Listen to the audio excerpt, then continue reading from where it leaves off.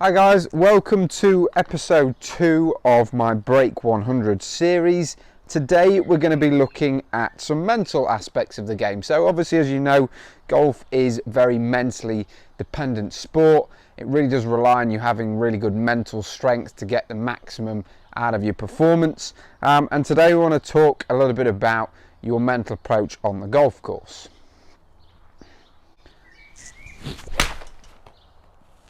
Now, the fact that you're watching this video alone tells me that you are already very conscious of your scoring on the golf course. You want to break 100, of course you do. What new golfer doesn't? However, you may be thinking a little bit too much about your score and less about your golf. I hear it so often from players who are looking to break that 100 mark. They come to me after the round, they say, Tom, I was 45, 46 shots going out and ended up being 60 coming back. I blew it, and I hear that so regularly, and I think it comes from almost a little bit of pressure on having played some decent golf on the front nine, and then that expectation of trying to maintain it when you're going to the back nine and closing out that round of golf.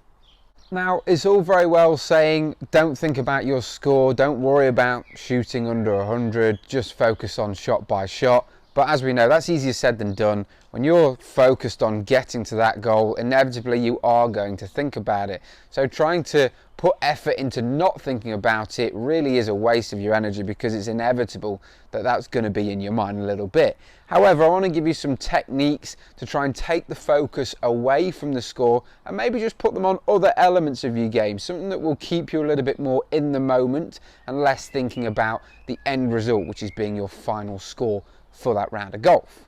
So first of all, I want you to identify for me what is the weakest part of your game, okay? Whether it be putting, driving, your approach play, whatever it is. And if anything, this is even more easier to do when you've got a golf coach. So I do recommend seeing a PGA professional, having some lessons, because that will really help you to understand where those weaknesses lie.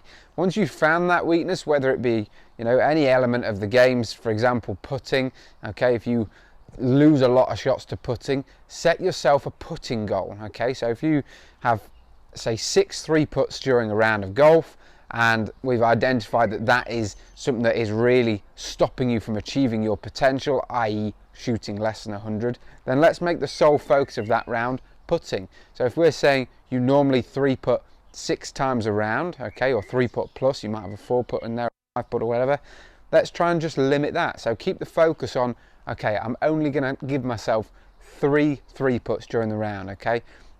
If you focus solely on that, it takes your attention away from the score and keeps it focused on a particular area of the game. Now, this is where it's important that that area is relevant, because if putting is your strongest point and you're focusing on that, it's potentially not going to be as effective.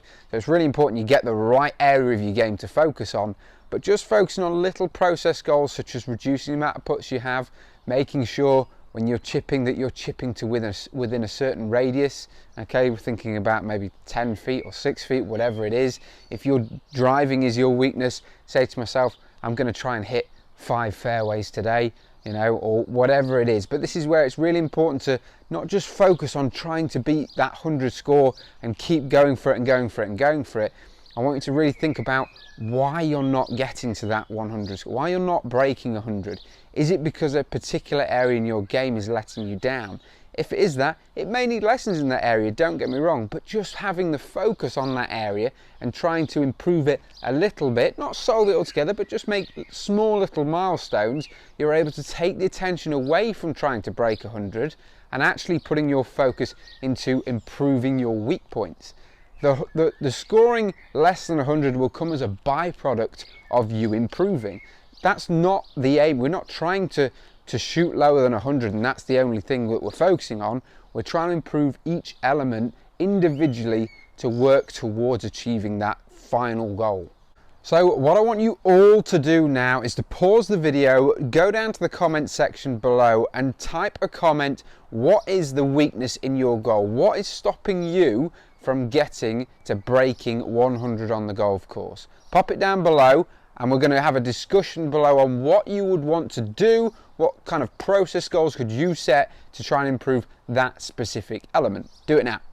you'll find that as soon as you take that focus away from the outcome and focus more on the process, it'll become much easier to deal with your shots on the golf course. You'll then start to look at the scorecard and go, hey, I'm much closer to where I think I should be now. I'm actually improving without realizing it, because your focus is on improving that element of the game. But ultimately, stay patient and enjoy it. If you're not enjoying seeing slight improvements, even if you haven't got to your end goal result, which would be to break 100, just enjoy it. Keep having lessons, again, with your PGA Pro.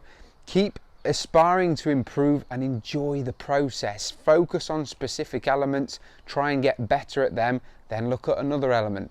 Don't just solely focus on the result. If you keep focusing on the result, you will not get there as fast as you could have done. Guys, if you enjoyed the video, please do smash the like button down below, and if you haven't already, make sure you subscribe to the channel so that you don't miss any future golf related content. I will see you next week for episode 3 of my Break 100 series. Thanks for watching.